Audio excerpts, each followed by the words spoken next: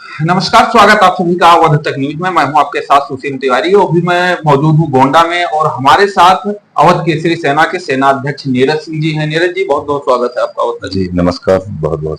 और नीरज जी, सबसे पहला जो सवाल रहेगा आपसे वो ये रहेगा कि आपके पार्टी के प्रदेश अध्यक्ष नील ठाकुर की गिरफ्तारी हुई है हाल ही में, और उन पर कई आरोप लगे हैं, जो गंभीर आरोप लगाए गए हैं। उन आरोपों को लेकर के हम आपसे कुछ जानना चाहते हैं उसके बारे में। देखिए, नील ठाकुर पर जो भी आरोप लगे हैं वो सभी राजनीतिक षड्यंत्र के द्वारा जो है एक बहुत बड़ी साजिश है।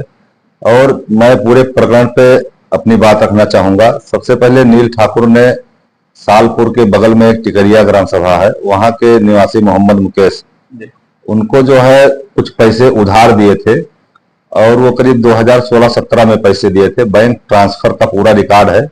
और जिस बैंक से, सेंट्रल बैंक से जो है, मुकेश, नील भाई का सेंट्रल बैंक था और मुकेश का जो है जो भी बैंक रहा हो उसका पूरा डिटेल जो है हम खंगाल रहे हैं। 1-2 दिन में उसका पूरा हम डिटेल निकाल लेंगे। तो खाते में जो है नील भाई ने पैसा दिया और इसके बाद में जो है उसी पैसे को अपना मांगने के लिए मुकेश के ऊपर दबाव बना रहे थे नील भाई।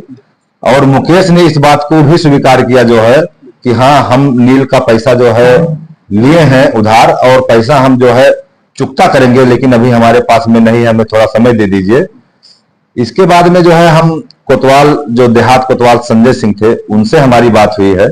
और बातचीत में हमने कहा कि जैसे मुकेश कोई कार्रवाई नहीं चाह रहे हैं कि उन पर कोई, नील के खिलाफ कोई मुकदमा लिखा जाए, और ये स्वीकार कर रहे हैं कि जो पैसा हमने लिया है और वो पैसा हम तयशुदा समय पर दे भी देंगे जो है।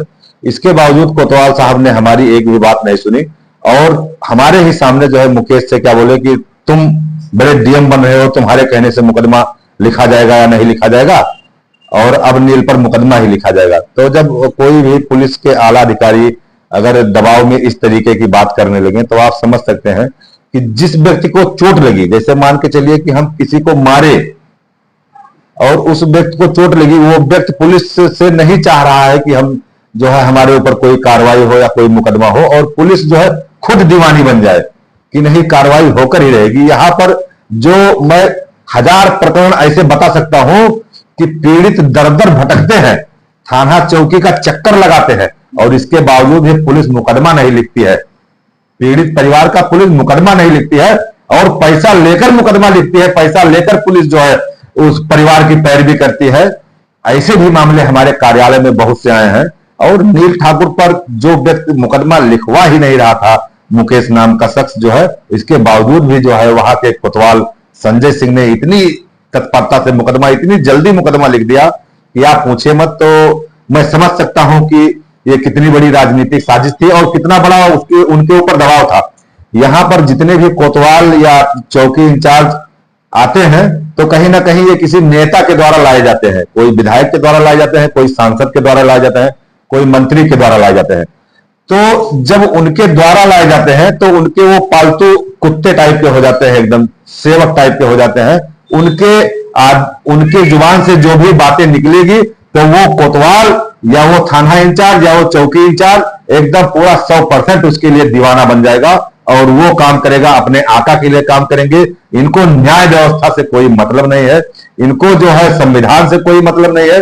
ये एकदम संविधान का दुरुपयोग करते हैं। ऐसे बहुत से कोतवाल है, बहुत से चौकी इंचार्ज हैं जो संविधान का दुरुपयोग करते हैं, केवल अपने आका के दम पर जो है पूंछ हिलाते हैं। ऐसे बहुत ऐसे कोतवाल के खिलाफ, ऐसे चौकी इंचार्ज के खिलाफ कार्रवाई होनी चाहिए। अच्छा, नील ठाकुर के केस के बारे में हम थोड़ा गहनता से जानकारी चाहते हैं। आपने कहा कि नील ठाकुर ने पैसा दे रखा था और वो पैसे मांग रहे थे, अपना वापस मांग रहे थे। नील ठाकुर को पैसे दिए कितने साल हो गए? क्योंकि उनके ऊपर आरोप लगा कि वो वाराणसी गए, वहां से 3 लोग मिलके एक ब्लैक स्कॉर्पियो में उन्हें किडनैप करके लाए, यहाँ एक होटल में रखा गया, और ये सारी जो चीजें हैं, तो उसके बारे में कि कितने दिन हो गए, और अगर वो पैसे वापस नहीं दे रहे थे तो कहीं ना कहीं पुलिस प्रशासन का सहारा लेकर या ऐसा लेना चाहिए या डायरेक्टली जाकर उठा के लेकर आना चाहिए? ये सब सारी मनगढ़ंत बातें हैं जो है। जिस व्यक्ति को बता रहे हैं कि उठाकर बनारस से लाया गया, वो व्यक्ति टिकरिया ग्राम सभा में प्रधानी की तैयारी कर रहा है, वो वोट मांग रहा है प्रधानी की।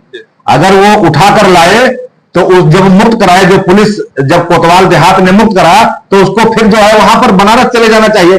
वो व्यक्ति जो है टिकरिया ग्राम सभा में प्रधानी की तैयारी कर रहा है, लोगों से वोट मांगने की अपील करता है। ये सब एक साजिश है।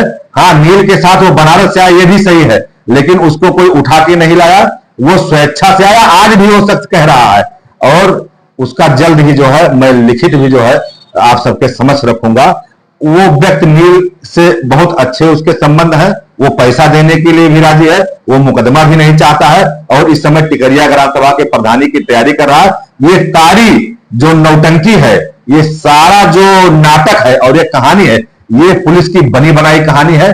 पुलिस राई का पहाड़ और पहाड़ का राई करने के लिए इनको बखूबी आता है, ठीक है। और ये कोतवाल जो संजय सिंह है, देहात कोतवाल, भगवान इनकी महिमा इनको ही जाने, कहीं ना कहीं इनके आगे इनके बीवी बच्चों पर जरूर ये जो अनर्गल कर रहे हैं किसी नेता के दबाव में, विधायक के दबाव में, तो ये मान के चलिए इनके आगे बीवी बच्चों के आगे आएगा। जो ये पाप कमा रहे हैं, पाप के भागीदार हो रहे हैं, इनके बच्चे सुखी नहीं रहेंगे। अच्छा, इस मामले में आपने कहा राजनीतिक षड्यंत्र, उसी के तहत नील ठाकुर को फंसाया गया। इस राजनीतिक षड्यंत्र के पीछे कौन हो सकता है?